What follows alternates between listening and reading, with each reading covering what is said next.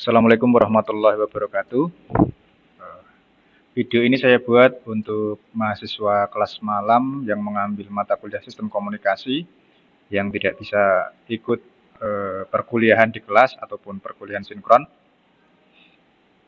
Jadi video ini saya buat agar nanti mahasiswa bisa melihat ulang perkuliahan di pertemuan pertama ya untuk mata kuliah sistem komunikasi.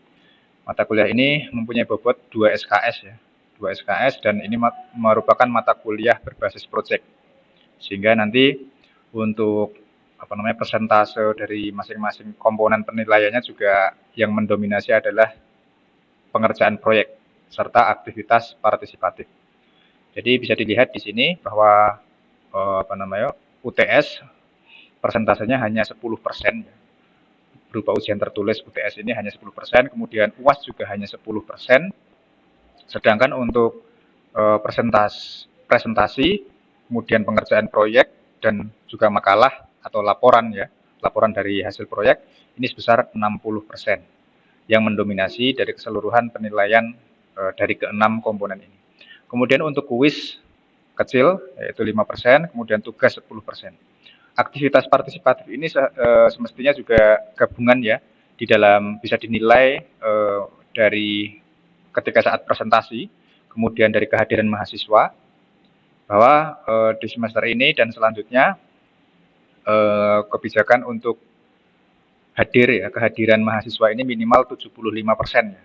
75% dari 16 pertemuan. Jadi setidaknya mahasiswa agar bisa ikut UAS dan nilainya bisa penuh ya, tidak ada potongan nilai, maka mahasiswa ini diharapkan untuk bisa hadir minimal 12 kali pertemuan.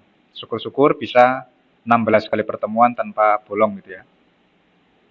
Baik, itu tadi untuk penilaian. Untuk penilaian dan kemudian juga terkait kehadiran. Jadi kita sepakati terlebih dahulu untuk kontrak perkuliahan kita di pertemuan 1 ini untuk mata kuliah sistem komunikasi, bahwa mata kuliah ini berbasis proyek, nanti mahasiswa harus membuat suatu karya begitu yang disebut dengan proyek, bisa berupa prototipe maupun simulasi gitu ya. Nanti akan saya berikan contoh-contohnya, ide-ide proyeknya yang terkait dengan mata kuliah sistem komunikasi ini. Selanjutnya, nah ini untuk rincian proyeknya ya. Proyek pada mata kuliah sistem komunikasi ini, nah mata kuliah ini adalah mata kuliah berbasis proyek atau project based learning dengan maksimum penilaian 60%. Mahasiswa, ini untuk alurnya ya, untuk alur pengerjaan proses. Jadi pertama mahasiswa mengajukan sendiri judul proyek secara individu sesuai dengan isi RPS. Nanti isi RPS-nya akan saya munculkan di slide setelah ini. Sesuai dengan isi RPS mata kuliah ini. Pengajuan usulan proyek meliputi judul, ringkasan proyek sebanyak minimal 1 halaman, dan langkah kerja atau flowchart cara kerja proyek alat atau perwarupa tersebut ini 2 halaman minimal. Kemudian presentasi untuk usulan proyek ini nanti ada ketentuannya yaitu minimal 10 slide, kemudian presentasinya kurang lebih 5 menit ya. Nanti akan kita presentasikan di pertemuan keempat. Oke. Kemudian jadwal presentasi nanti akan diundi ya dalam pertemuan kuliah online.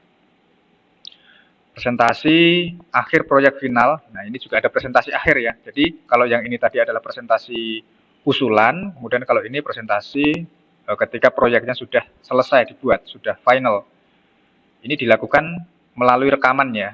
Nanti mahasiswa membuat rekaman video presentasi begitu dan kemudian diupload di YouTube, kemudian linknya dikumpulkan melalui Elinas. Kurang lebih durasinya 5 menit sampai 10 menit ya nanti. Saya beri kelonggaran 5 menit sampai 10 menit untuk presentasi proyek akhir. Proyek bisa berupa hardware maupun software atau simulasi sistem ya. Kalau simulasi bisa silahkan menggunakan Proteus atau menggunakan MATLAB silahkan. Tapi kalau hardware nanti mahasiswa harus membuat prototipe begitu menggunakan Arduino ataupun ESP32 ataupun LoRa begitu silahkan. Satu proyek dikerjakan dalam satu kelompok ya seharusnya. Satu kelompoknya 2 hingga 3 orang. Tapi karena yang mengambil mata kuliah ini kita sesuaikan ya dengan jumlah yang mengambil mata kuliah ini. Kemudian kontribusi setiap individu juga dilaporkan di dalam slide terakhir PPT ya. Jadi misalnya mahasiswa A ini tugasnya ketika mengerjakan proyek itu ngapain, kemudian mahasiswa B dan C itu tugasnya ngapain aja. Jadi nanti ada kontribusi setiap individu, setiap mahasiswa ini juga perlu disampaikan di slide terakhir pada PPT saat presentasi akhir proyek ya. Nah, kemudian tahap akhirnya proyek yang telah dibuat dalam kelompok ini dilaporkan dalam bentuk sebuah makalah atau laporan begitu ya. Dan kemudian yang perlu membuat laporan ini individu, meskipun proyeknya dikerjakan secara berkelompok, tapi nanti laporannya harus mengumpulkan, setiap mahasiswa harus mengumpulkan ya per individunya, sesuai dengan kelompok yang diikutinya. Oke, itu untuk proyek alur proses pembuatan proyek ya pada mata kuliah Siskom ini. Karena ini mata kuliah berbasis proyek, jadi memang mahasiswa didorong untuk menghasilkan sesuatu, menghasilkan produk. Minimal membuat suatu prototipe atau desain atau hanya sebatas simulasi begitu. Silahkan. Nanti akan saya berikan contoh ide-ide apa saja prototipe ataupun simulasi yang terkait dengan mata kuliah sistem komunikasi ini sesuai dengan isi RPS-nya. Kemudian yang saya sebut dengan RPS ini tadi adalah ini ya, paling tidak nanti ide atau proyek yang mahasiswa kerjakan ini setidaknya mengacu pada komponen elemen-elemen pada RPS ini ya. RPS ini adalah ini ya, rencana pembelajaran semester. Jadi RPS ini sudah didesain oleh dosen pengampunya, oleh saya ya bersama Pak Wayan waktu itu. Jadi di sini ada sub CPMK 1, mahasiswa mampu menjelaskan prinsip dasar dan menganalisis parameter dasar dari komunikasi baik itu analog maupun digital. Kemudian yang sub CPMK kedua, mahasiswa mampu menjelaskan berbagai teknik modulasi digital dan membandingkan kinerjanya. Karena teknik modulasi ini ada banyak sekali ya, ada FM, ada AM, gitu. Kemudian ada MW dan sebagainya. Kemudian sub CPMK ketiga, mahasiswa mampu menjelaskan berbagai teknologi media transmisi data, termasuk kabel dan nirkabel, serta menganalisa efek noise, gangguan, dan distorsi pada sinyal yang ditransmisikan. Jadi ini terkait dengan media transmisi, baik berupa kabel, baik berupa menggunakan fiber optik, menggunakan nirkabel, menggunakan Bluetooth, infrared, ataupun gelombang radio ya. Kemudian sub CPMK keempat, mahasiswa mampu menganalisis kebutuhan sistem komunikasi dan merancang sistem yang efisien dengan mempertimbangkan aspek teknis dan non-teknis, serta mengevaluasi performa jaringannya. Jadi untuk proyeknya, ide proyeknya silahkan mengacu pada elemen-elemen sub CPMK yang ada di RPS ini ya. Jadi sekiranya apa, proyek apa, nanti akan saya berikan gambarannya. Dan nanti mahasiswa tinggal memilih saja. Kira-kira, Pak, saya mau bikin proyek ini. Sudah saya berikan beberapa list ide proyek apa saja yang nanti bisa sinkron dengan keempat sub CPMK yang termuat di dalam RPS mata kuliah Siskom ini ya. Oke, selanjutnya. Ini terkait rincian materi perkuliahan ya tiap pertemuannya. Oke, kita lewati saja. Kemudian ini ada beberapa sumber, ada 5 sumber untuk buku yang bisa dijadikan sebagai referensi. Oke, ini pembagian kelompok yang tahun lalu ya. Nanti saya kira mahasiswa bisa kita buat kelompoknya via WA group saja begitu ya, karena kalau seperti ini kan tidak bisa kita buat kelompok ya, karena tidak bisa hadir di kelas gitu.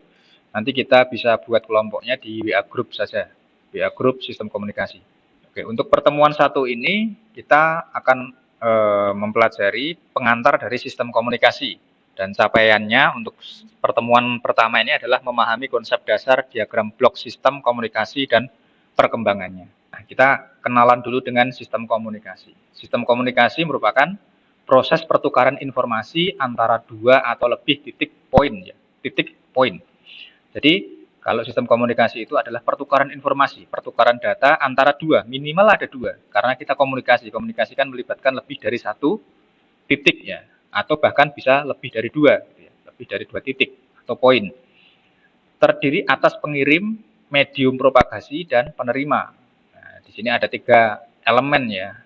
Ada transmitter atau pengirim, kemudian ada media, media untuk perambatan, media untuk merambatkan informasi. Ini bisa berupa kabel, bisa berupa udara. Kalau misalnya nirkabel ya pasti kan mediumnya adalah udara atau ruang gitu ya. Tergantung medianya apa gitu. Kemudian di sisi ujung ini harus ada yang disebut dengan receiver atau penerima. Nah, kalau ketiga elemen ini ada, terpenuhi gitu ya, barulah bisa disebut dengan sistem komunikasi. Kemudian informasi yang ditransfer dapat berupa sinyal analog. Sinyal analog ya. Sinyal analog bisa seperti voice atau video, atau sinyal digital seperti data komputer. Ya, meskipun demikian voice ataupun video yang dikirim ya untuk teknologi komunikasi saat ini, telekomunikasi saat ini adalah digital semua ya. Televisi pun sudah digital, radio pun juga sudah digital. Meskipun kalau radio masih ada yang analog juga ya. Tapi kalau televisi di Indonesia sudah serempak di televisi itu penyiarannya adalah menggunakan sinyal digital. Kemudian pengirim berupa sinyal masukan akan dimodulasi sebelum dikirim melalui media propagasi. Jadi pengirim ini berupa sinyal masukan ya. Sinyal masukannya ini bisa audio suara kita yang ditangkap oleh mikrofon. Nah, sinyal kecil dari mikrofon ini mungkin melewati preamplifier ya, dikuatkan begitu, namun penguatannya sebatas agar nanti bisa diolah begitu. Kemudian ini perlu dimodulasi terlebih dahulu, dimix dengan yang namanya sinyal carrier atau gelombang carrier, sinyal pembawa. Dan kemudian nanti baru bisa dikirim melalui media propagasi. Jadi ini sinyal masukan ini perlu dimodulasi, perlu dicampur dengan atau ditumpangkan pada gelombang atau sinyal carrier yang disebut dengan sinyal carrier itu tadi. Sinyal carriernya ini bisa berupa frekuensi, itu kalau modulasinya modulasi FM. Kalau modulasinya AM berarti menggunakan modulasi amplitudo. AM amplitudo, kemudian FM adalah frekuensi. Medium propagasi berupa ruang bebas, free space. Bisa line transmisi RF atau kabel fiber optik ya. Penerima akan mengalami proses kebalikan dari sisi pengirim atau demodulasi. Jadi kalau di di pengirim tadi adalah modulasi, yaitu proses menggabungkan sinyal masukan berupa misalnya suara kita, itu digabungkan dengan gelombang carrier ya, agar bisa ditransmisikan di media propagasi. Nah, kemudian di sisi lainnya, yaitu di sisi penerima atau receiver, ini perlu adanya demodulator, yaitu untuk memisahkan sinyal carrier tadi dari masukannya. Jadi ini dipisahkan, yang diambil hanya sinyal masukannya, agar nanti bisa diolah lebih lanjut, misalnya suara ya, ditampilkan atau diaktuasikan di dalam speaker, sehingga suaranya yang kita dengar adalah sinyal masukan yang berasal dari transmitter, adalah suara kita atau gambar kita gitu ya. Jadi kita tidak perlu di bagian receiver ini tidak perlu mendengarkan suara dari gelombang carriernya, sehingga yang kita dengarkan bisa kita dengar adalah hanya sinyal informasinya, bukan sinyal pembawa, bukan sinyal carriernya. Nah, seperti ini kira-kira ya. Jadi diagramnya seperti ini. Ini di bagian transmitter, ini ada sinyal informasi atau sinyal masukan ini bisa berupa suara kita, yang kemudian dimodulasikan dengan frekuensi generator, frekuensi generation circuit. Nah, ini adalah sirkuit untuk pembangkit frekuensi. Kemudian digabungkan atau dimix menjadi satu di dalam modulator. Kemudian dikuatkan dan kemudian dipancarkan melalui antena, dan selanjutnya akan diterima oleh antena di sisi lain, yaitu antenanya si receiver. Di sini juga ada amplifier and frequency conversion circuit. Ini juga ada penguat dari antena penerima, ini kemudian sinyalnya diperkuat terlebih dahulu, kemudian ada proses demodulator. Ini adalah kebalikan dari modulator. Demodulator adalah proses memisah antara gelombang atau sinyal informasi dengan sinyal frekuensi carrier tadi, sehingga nanti yang keluar hanya sinyal informasinya saja. Jadi sinyal carrier atau gelombang carrier ini hanya digunakan sebagai pembawa agar nanti bisa terkirim. Karena apa? Kalau kita langsung mengirimkan sinyal informasi saja, di mana frekuensi informasi suara manusia itu kan terbatas ya rentangnya. Ya, 20 Hz hingga berapa itu? 20 kHz. Sedangkan gelombang radio itu kisaran ratusan kilohertz bahkan megahertz. Maka perlu adanya gelombang pembawa atau gelombang carrier, sinyal pembawa atau sinyal carrier. Itu frekuensinya biasanya tinggi ya, dalam rentang megahertz bahkan gigahertz, tergantung dari perangkatnya. Selanjutnya, ini ada konsep dasar pada komunikasi ya, hubungan antara sinyal yang dinyatakan secara matematik pada kawasan waktu dan karakteristiknya pada kawasan frekuensi. Ini contoh ya, fungsi gelombang ya, fungsi gelombang sinus pada analisis rangkaian AC misalnya. Ini ada VT sama dengan EM dikali sin 2 PFT ditambah Pi, atau bisa disederhanakan menjadi EM dikali sin omega T. Omega ini adalah 2 PF ya. Omega ini adalah 2 PF. Kecepatan ya, kecepatan dalam frekuensi. Kemudian dikalikan dengan T, waktu, ditambah dengan pergeseran fasenya. Kalau misalnya ada pergeseran fasa, juga perlu ditambah dengan pergeseran fasa. Tapi kalau misalnya tidak ada pergeseran fasa, berarti ini adalah 0 ya, ditambah 0. Ya, sudut fasa ya. Oke. Jadi ini ada keterangannya, yaitu V adalah tegangan sebagai fungsi waktu dengan satuan volt, EM adalah tegangan puncak volt, kemudian F adalah frekuensi sinyal dalam bentuk gelombang sinus dalam satuan hertz. Kemudian Pi ini adalah sudut fasa dalam derajat. Kemudian omega ini adalah kecepatan sudut ya dalam radian. Jadi kecepatan sudut ini berdasarkan frekuensi. Frekuensi itu kan juga dia cycle ya. Dia mempunyai osilasi begitu. Sehingga ketika frekuensi ini dikalikan dengan 2 pi, maka didapatkanlah kecepatan ya, kecepatan sudut. Satuannya adalah radian. Oke, selanjutnya ini definisi ya, definisi dari komunikasi. Jadi mata kuliah kita adalah sistem komunikasi. Perlu kita preteli terlebih dahulu ya dari setiap katanya ya. Dari sistem komunikasi kita lihat dulu definisi dari komunikasi. Ini adalah sebuah proses interaksi untuk berhubungan dari satu pihak ke pihak lain. Ini yang disebut dengan komunikasi. Nah, ini kalau di dalam KBBI, ya, komunikasi adalah pengiriman dan penerimaan pesan atau berita antara dua orang atau lebih sehingga pesan yang dimaksud dapat dipahami hubungan dan kontak. Bisa berupa hubungan ataupun kontak. Ya. Jadi komunikasi ini bisa diartikan sebagai berikutnya. Bisa dikatakan sebagai hubungan, kemudian kontak. Ya. Pasti melibatkan dua orang, ya, dua pihak, begitu ya. Ada pengirim, ada penerima, ada transmitter, ada receiver. Kemudian ini adanya penyampaian informasi atau pesan disampaikan secara langsung maupun tidak langsung menggunakan bahasa atau kode tertentu yang berbentuk visual, suara, atau tulisan. Kemudian telekomunikasi, ini ada penambahan tele ya. Komunikasi kita sudah ini tahu definisinya. Kemudian kalau telekomunikasi ini berasal dari kata tele dan komunikasi. Tele yang berarti jauh dan komunikasi yang berarti hubungan atau pertukaran informasi. Berarti telekomunikasi adalah peristiwa pertukaran informasi dalam jarak jauh. Telekomunikasi adalah setiap pemancaran, pengiriman dan atau penerimaan dari setiap informasi dalam bentuk tanda-tanda, sinyal, isyarat, sinyal juga ini, tulisan misalnya SMS atau kalau zaman dulu SMS gitu ya, kalau sekarang chat. Kemudian gambar, ini bisa berupa gambar ya, gambar ataupun video gitu ya. Suara. Nah, ini bisa melalui sistem kawat.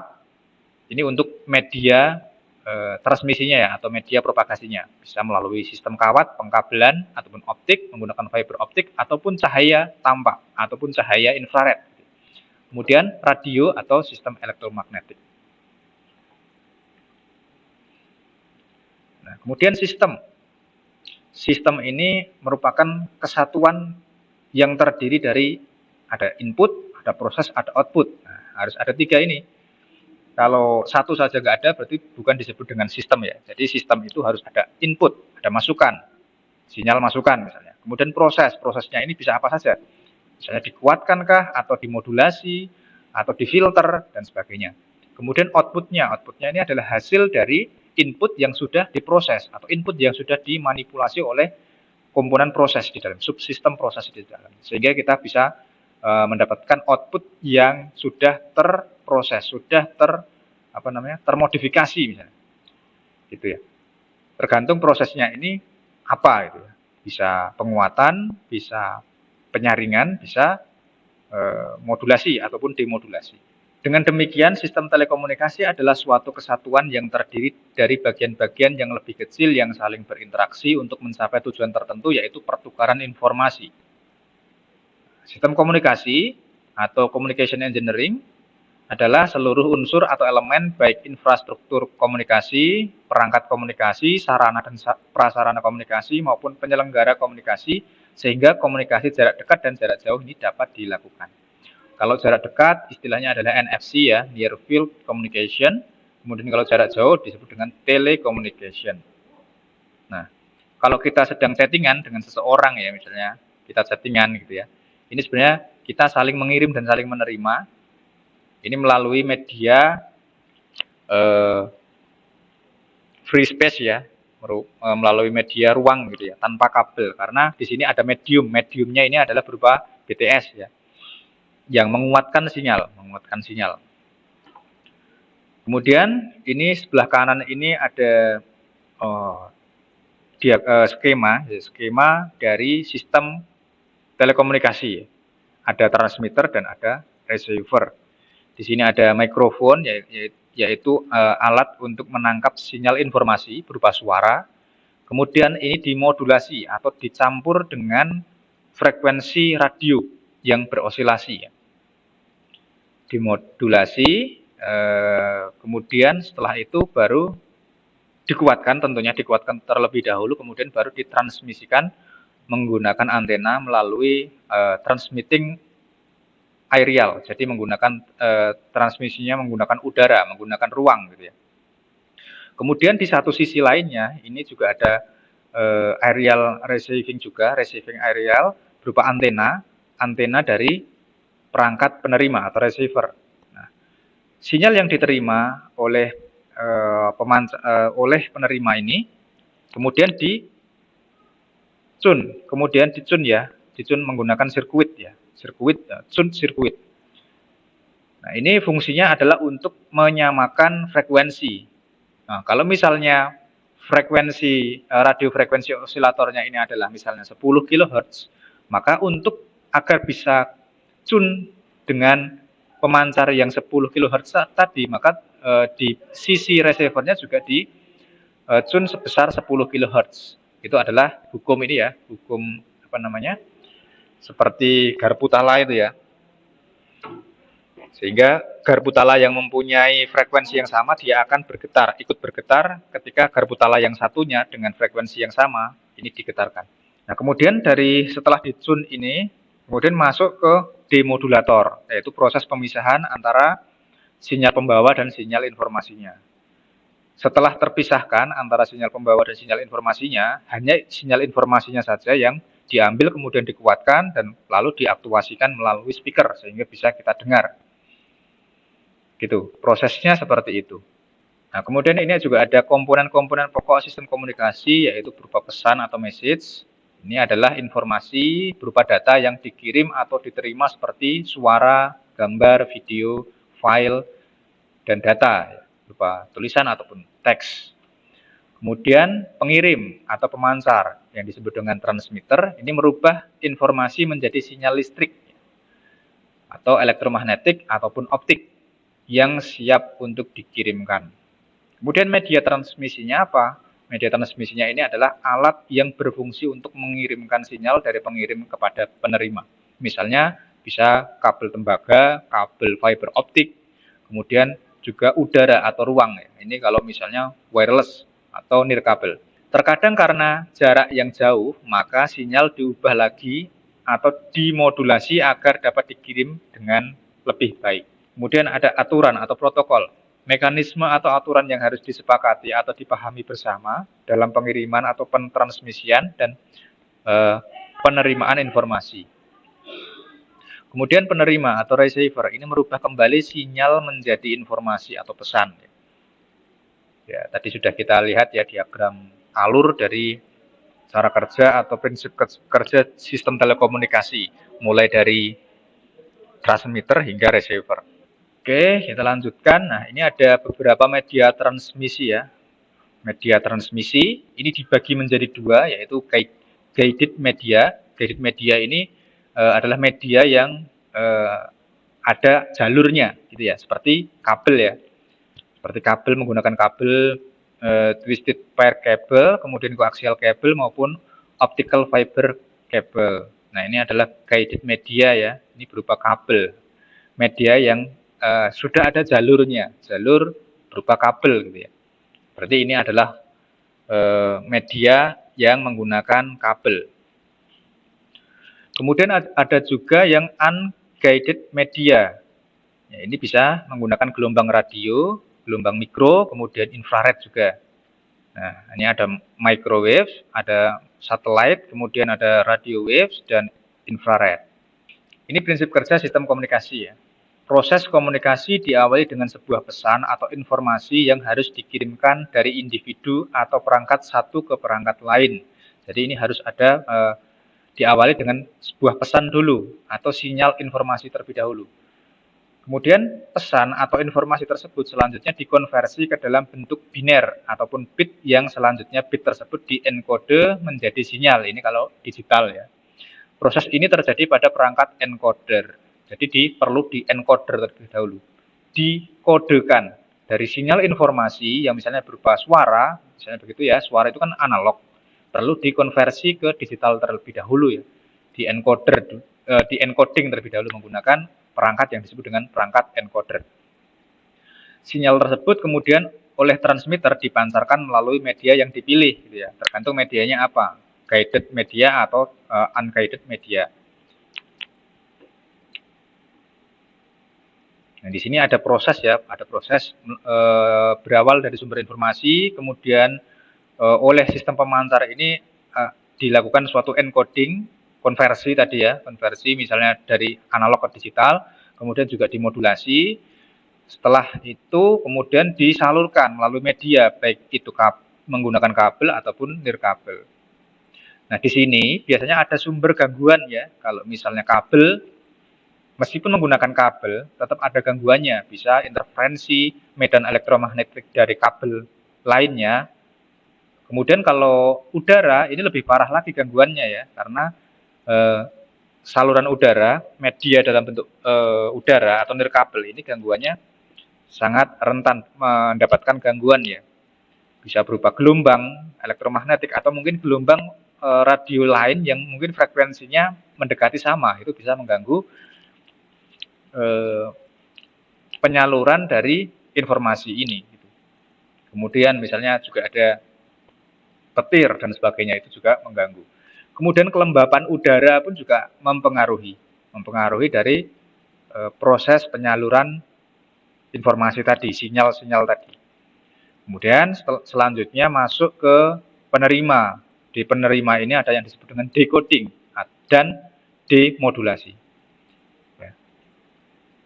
Kemudian baru sampai ke tujuannya. Tujuannya ini untuk apa? Misalnya berupa suara ya, speaker ya, aktuatornya. Kalau misalnya gambar ya, bisa berupa LCD dan sebagainya. Selanjutnya ini ada beberapa istilah penting. Ya, ini nanti bisa silahkan dibaca-baca sendiri ya. Nanti materi akan saya share di website Elinas, silahkan diakses di pertemuan pertama untuk mata kuliah sistem komunikasi ini. Sudah tersedia materinya di Elinas, kemudian video ini juga nanti akan saya post di Elinas sehingga mahasiswa kelas malam yang tidak bisa mengikuti kuliah secara sinkron bisa mengakses videonya kapan saja. Nah, ini juga berbagai macam telekomunikasi ya, ada telepon, ada mobile telepon, ada data network, kemudian dedicated network, TV kabel, TV, radio, press, pos, telegraf, telex. Ini komunikasi itu ternyata ada yang komunikasi mekanikal ya di sini. Nah, tapi untuk teknologi modern saat ini semuanya sudah menggunakan elektrikal ya. Komunikasi mekanikal ya seperti itu ya. Bendera anak pramuka itu kan masih mekanikal itu. Oke, kita lanjutkan. Nah, di sini ada peran telekomunikasi dalam kehidupan. Kita tidak bisa luput ya dari pentingnya atau peran dari telekomunikasi dalam kehidupan kita ya sehari-hari.